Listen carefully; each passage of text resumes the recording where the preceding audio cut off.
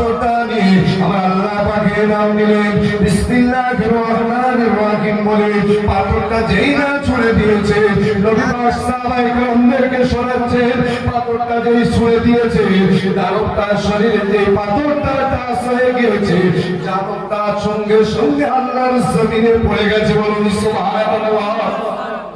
সঙ্গে সঙ্গে জমিনে পড়ে গেছে, পড়ে দানবটা শেষ, মানুষ সব পালাপালা চলে গেছে।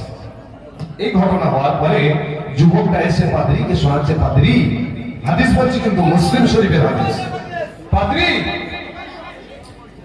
আমি রাস্তা দিয়ে যাচ্ছিলাম, একটা দানব, বিস্তারিত বলবো না, যে এরকম পাথর ছুঁড়ে সে মারা গেছে। পাদ্রী বলছে যে তুমি আমার থেকে শ্রেষ্ঠত্ব অর্জন করেছো, তুমি আমার থেকে অনেক বড় হয়ে গেছো, তবে আমি ভয় করছি এই যে তুমি শ্রেষ্ঠত্ব জ্ঞান বিদ্যা